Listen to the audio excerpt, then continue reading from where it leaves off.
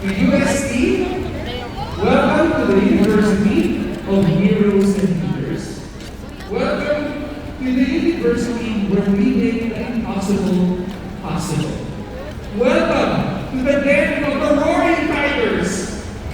Rookies, welcome home. America?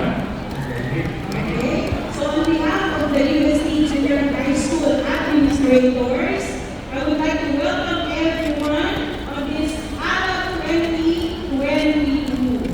Okay? After 2 years of celebrating ALA virtually, we are very lucky indeed to have it in this University of Santo Tomas. We did it online, we did it on-site, face-to-face. Okay? So as mentioned by Reverend Father Enrico de Sabal earlier, in his homily, ALA is synonymous to words like flame, fire, flames. Okay?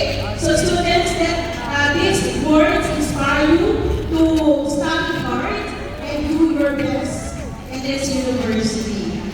So again, to the youngest members of the UST family, especially to the senior high school students, EHS, and of course, junior high school, our grade 7 and transferees, may the magic of UST Junior High be with you always. Good morning.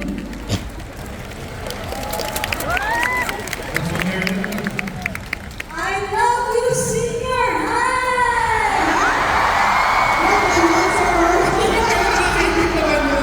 I love you, AHS! I love you, junior high school! We have prepared this for you. Even before the pandemic, we knew that this will happen. You are here because you matter. Senior high, I am Ma'am Erica Benanes, and I am proud to be your principal. Together with me, I would like to request the administrators, academic staff, members of the executive committee to please stand up. My dear senior high, please give the senior high school administrators, academic staff, and of course together with my dear Regent, a round of applause. Senior high school, we are 3,000 strong. We are not numbers. We are hearts. We are minds. We are souls. And we are here to make meaning out of our lives. Welcome to the University of Santo Tomas, the Royal, Pontifical, the Catholic University of the Philippines. I love you, senior high.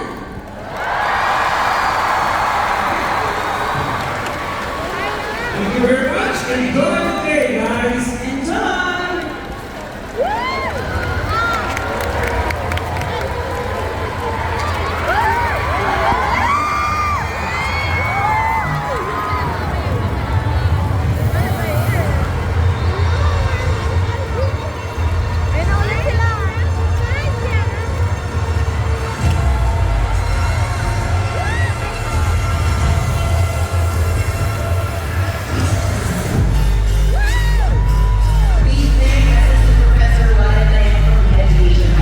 Assistant Principal Maria Victoria Alvarez from the Junior High School. and Associate Professor Mary Erica Bolaños from the Senior High School Department for that wonderful opening remarks. Now, those sentiments are truly perfect for today's festivities, guys. It was heartwarming, engaging, and will certainly leave a lasting impression on our communities.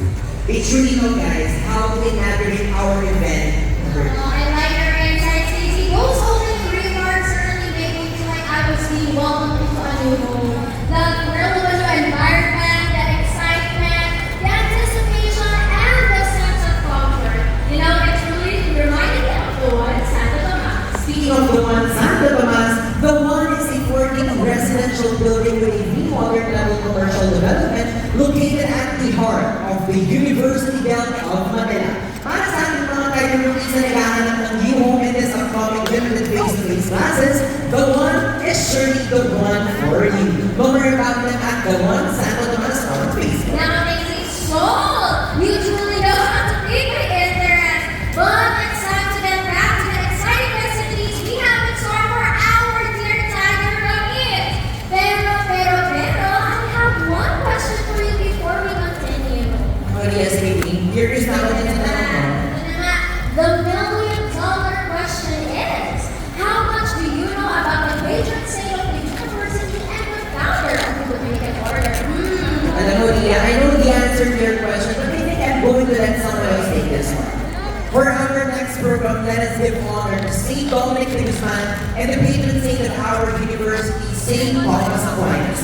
Sit back and witness their history live in front of you. With that, let us now call on the official communication platform of the UST Junior High School and the official governing body of the UST Junior High School, the JHS Social Media Club, and the UST SHS Student Council.